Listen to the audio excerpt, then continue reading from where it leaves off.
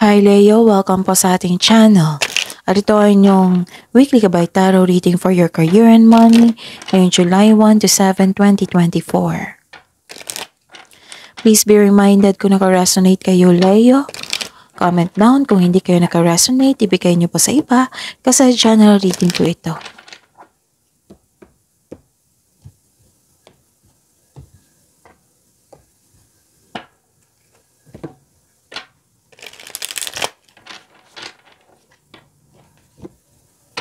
Gamitin ang reading na ito bilang gabay lamang. Please like, subscribe, and click the button for notification para updated po kayo sa daily tarot reading natin.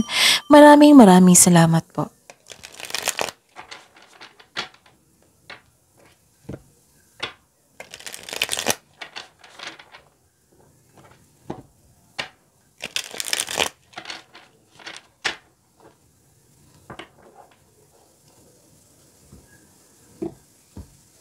This is for you, Leo, July 1 to 7, 2024.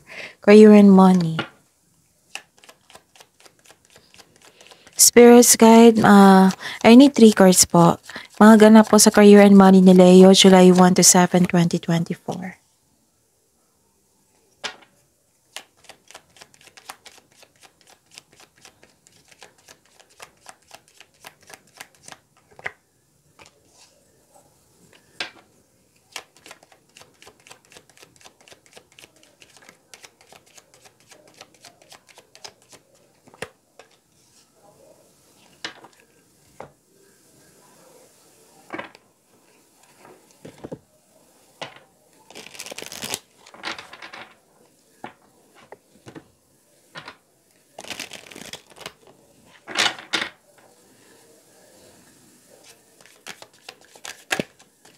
Spirits guide, mga mensahe po sa career and money ni Leo ngayong July 1 to 7, 2024. I need 2 cards po.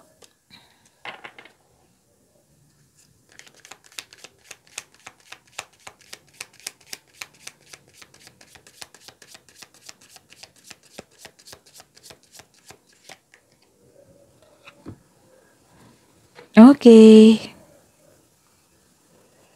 Okay. Leo, may nakita ko dito nag-overthink kayo. What I meant is, hindi pala nag-overthink. May iniisip kayo na isang tao na hindi totoo sa inyo. Kasi malakas ang inyong intuition. At nakita ko dito na may schedule dito for reflection. Time for reflection. This is good. Kasi kailangan to eh. Kahit once a week. Time for reflection.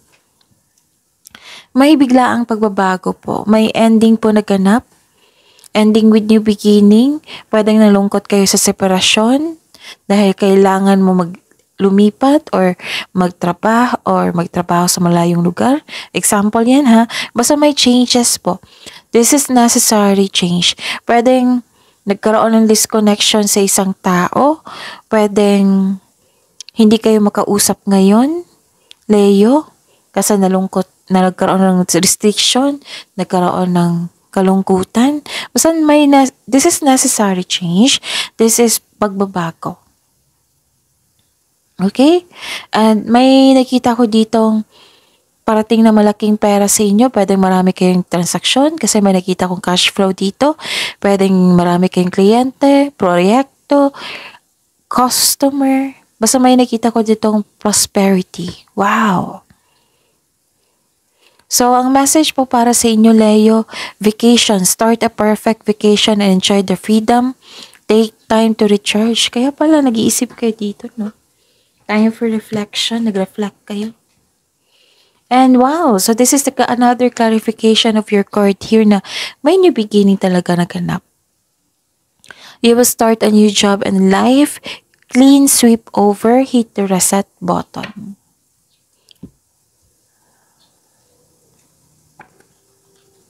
Spirits guys, ano po ang energy ni Leo sa career and money nila ngayon July 1 to 7, 2024?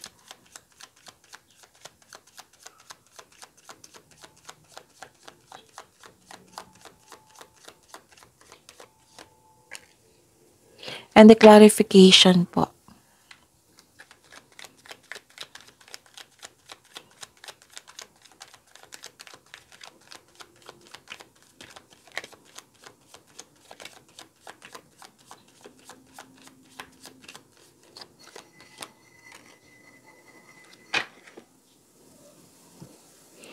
Okay. So, daily reminder pa, baka makalimutan nyo. Kung napanood nyo ito, basta panoorin nyo po yung video na last 4 days. Kung napanood, example, napanood nyo July 1. So, panoorin nyo yung June 30, 29, 28, 27. Kung may repeating message po, kailangan nyo bigyan niya ng atensyon, action. Atensyon, solusyon, action. At nais kong ipaalam sa mga suki ko dito na Leo na humingi sa akin lagi ng Monthly Gabay Tarot reading. So, nais ko ipaalam sa inyo na open na po yung naputol po. Pasensya na. Kailangan ko mag-charge. Okay. Sa mga suki ko dito, nais ko ipaalam sa inyo na open na po yung July 2024 Monthly Gabay Tarot reading. Oo, PM niyo po ako for schedule. At sa mga nais na magkaroon ng personal reading, comment down link para mabigay ko para mag-reply ako ng instruction kung paano nyo ako ma-contact. Kung nais nyo magkaroon ng personal reading, nakafocus man sa career and money, pwedeng sa love reading or general. So, yun, comment down for link. Okay, ngayong week na ito for your career and money, ngayong July 1 to 7, 2024, this is good kasi nakikita ko dito na this is a good sign. Ang sabi po ng card dito na may good sign po na lumayo ka na sa toxic na tao, toxic environment.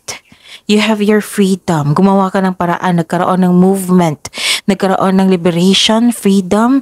You're releasing your emotions. Kung stress kayo sa nakaraan, or ngayon, gumawa kayo ng paraan para maka-move out na dyan. Para mawala na yung stress. Kahit nabibigatan kayo, nag-move on kayo. A difficult cycle is about to end. Wala na yung obsession or bad habits. Basta may recovery po sa week na ito. At may nakita ko ditong anong tawag nito? May nakita ko ditong moving forward. Dalawang card na po kasi nagsabi dito, yung moving forward. You are embarking on a healing journey. So, dalawang card na po nagsabi dito na may healing. Okay? May plano kang mag-resign para subukan ng ibang career opportunities. So, this is a clarification of your first card here na nag-move on na pala kayo. Nag-move on, umiwas na kayo sa toxicity. Toxic traits ng tao. May parating po ng pera ha. Oo, nakita ko dito sa dalawang card na po nagsabi dito na may parating po na pera. This is prosperity. Expected nyo po ito. Pwedeng busy kayo ngayon kasi maraming demands from customer, from client. Basta po nagkaroon ng financial stability. Ang ganda. So, claim nyo to. Leo. Okay? Spirits guys, possible blessings po. And the clarification of this card, possible blessings na ma-receive ni Leo. Okay. May nakita ko ditong expansion and growth. Kasi nag-move on kayo eh. Gusto nyo ng pagbabago. So, nagkaroon ng expansion and growth. Ang ganda. Kasi tatlong card na po nagsabi dito na may what I meant is, apat na card pala. Oo. Apat na card na po nagsabi dito, nagkaroon ng expansion and growth. Nagkaroon din ng collaboration. May magaganap po na collaboration. This is a blessing. Expansion is a blessing. Meron din na sa mga negosyante dito, nag-hire ka ng karagdagang empleyado kasi maraming demands. Oo, maraming demands, maraming gawain. So, this is the 3 cards here na nagsabi na may expansion, busy kayo. Kasi maraming like for example, maraming nag-order, maraming proyekto. Basta may cash flow po dito. Expansion and financial growth. Okay?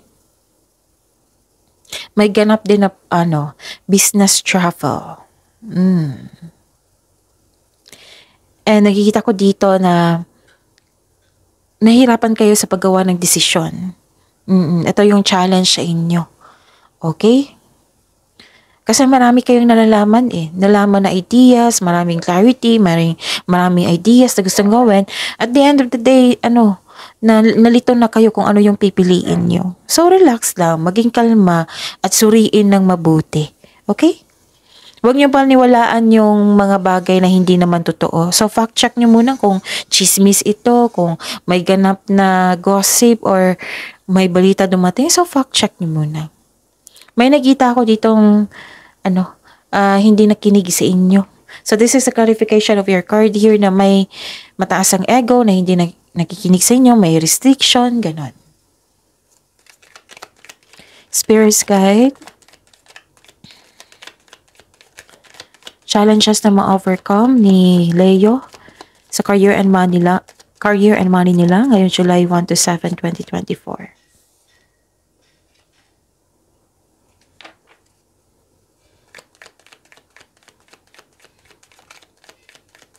Napansin ko sa lahat ng sign, puro pagbabago. Busy, pagbabago, adaptation, ganon. Challenges, challenge kasi pagbabago. Okay. So, ano yung challenge sa inyo? I see. Nakita ko dito na nagkaroon ng inspiration and creativity. So, this is the clarification from your cards here to here na nagkaroon ng yung busy. Maraming demands. Inspired kayo. Marami kayong ginagawa. May parating na exciting offer. Nakaka-inspire na chances upang palawakin pa ang inyong negosyo, ang inyong trabaho, ang inyong posisyon. Tapos sabi po dito sa inyong card is huwag kayong tumigil.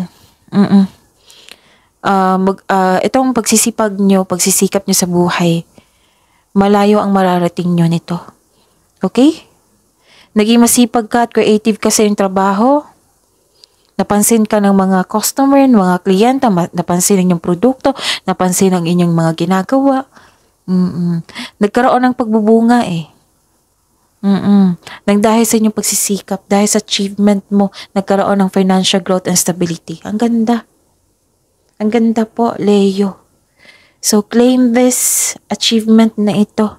Itong parating na malaking pera, na maraming project, maraming demand. Okay? So, that is your reading, Leo, for this week. See you tomorrow. Please like, subscribe, and click bell button for notification para updated po kayo sa daily tarot reading natin. Maraming salamat po.